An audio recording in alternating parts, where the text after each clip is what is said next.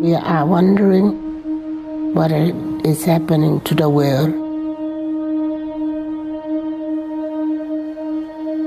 Everything is changing.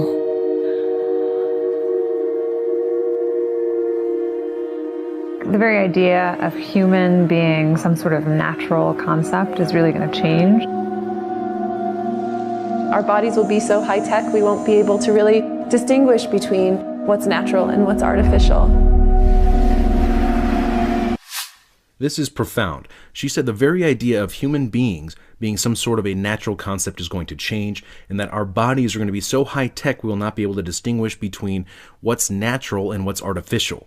This is the merger of man and machine. This is the transhumanist agenda. This is the World Economic Forum's official video from their own YouTube channel. Inside our own heads is the most complex arrangement of matter in the known universe. You might ask yourself, can we get to be superhumans?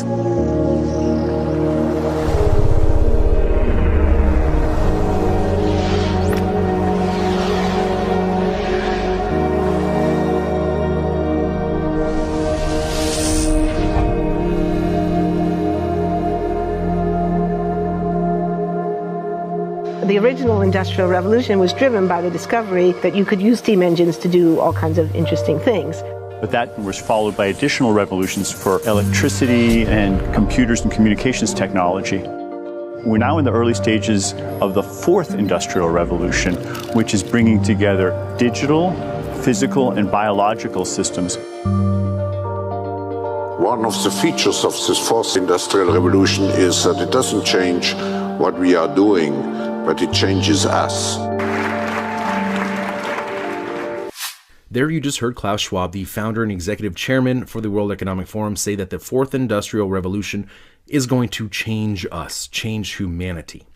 With the ability to visualize brain activity, for example, through a simple consumer-based EEG device, it gives us access to ourselves in ways that we've never before thought possible. It unlocks the black box that is the brain and enables us to really, truly be able to realize an identity that is aspirational. There's now a scientific foundation for the effects of mindfulness on the brain, on the genome, on biological aging. And when the human mind does know itself, then you get the potential for a new renaissance that restructures itself in terms of our relationship to life, our relationship to the planet, our relationship to work. We need a different economic model. And by that I don't mean capitalism versus communism. What I'm talking about is a shift in the system along the lines of the two big changes that happened in the 20th century, Keynesianism, with a much greater focus on health and education and the role of government working with business, and then a reaction against that in late century to neoliberalism, where the focus was on free markets, freedom of the individual, and getting governments out of the way. We need a shift to a new system that will allow us to meet the basic needs of every human on the planet, that will live within planetary means, that will be fairer, and that will be focused as its key goal, not on growth per se, but on maximizing human well-being. And history tells us that a values shift is triggered by creation of a new story about how we want to live. They were talking about this new economic model not being based on hard work or being a business owner or creating wealth and success. They were talking about a new global economic order that will be fairer, they say, and essentially redistribute wealth, your wealth, as they see fit to lower the standards where you are in your countries or in some countries and raise them in others. So the goal is no longer, I want to be less bad, less monotonous, less unsafe, less unjust. It's really about a diverse, safe, healthy, and just world with clean air, clean water, clean soil, clean energy. Together we are fighting to preserve our fragile climate from irreversible damage and devastation of unthinkable proportions. Are you beginning to see crisis has accelerated the 2030 agenda and global governance, and how they use public figures such as celebrities to help sell it to the public because people do not trust governments and institutions? Now, of course, the fourth industrial revolution will be sold to humanity as a way to better mankind, a word which they don't want you to use. Mankind, the UN doesn't like that. They want humankind, right? Anyways, they will make paralyzed people walk again.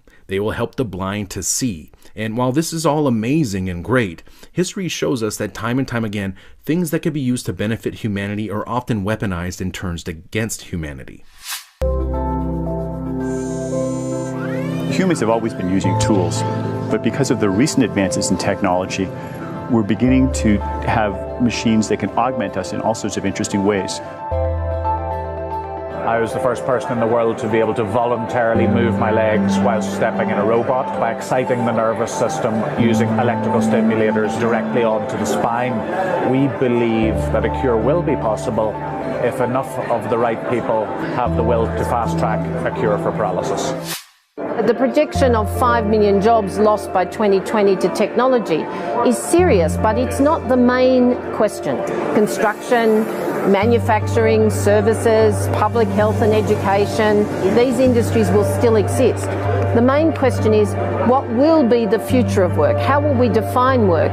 How will we share the wealth?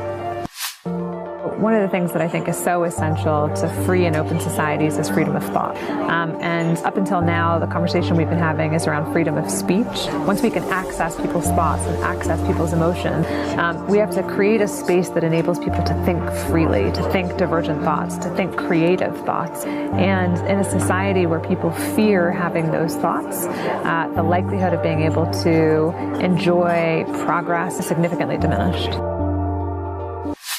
Did you just hear that? She said right now the discussion has been around free speech, but basically once we get that out of the way, once we get access to people's thoughts and once we get access to people's emotions, we need to create a framework for people to think in, so people aren't scared and so people are safe. This is absolutely terrifying. Talk about thought police. They are fully intending and telling us right now that they plan to have direct access to your thoughts and to your emotions and be able to manipulate them as they see fit, of course, for the greater good. We need to take responsibility at every level of society, from the individual and the personal to the institutional to the global, to adapt to these technological challenges and changes, which are redefining what it means to be human, what it means to work, what it means to be completely embedded in this world. This is not about saving the planet. This is not about equality. This is about control. Many of the jobs will be taken by robots, so they will redefine work and what it means to work. They want to redefine what it means to be human and determine for you your role and your future of being essentially a transhumanist cyborg integrated into this new control grid. Now, right now we are witnessing the controlled demolition of the current system of control by design in order to usher in this new transhumanist agenda, this new system of global governance, this new digitalized system of control where we will be unable to distinguish organic life from artificial. We won't even have access to our own thoughts, or we'll have access to them, but we won't even be able to control our own thoughts and emotions because they're going to do that for us, because we're going to be tied into their grid system.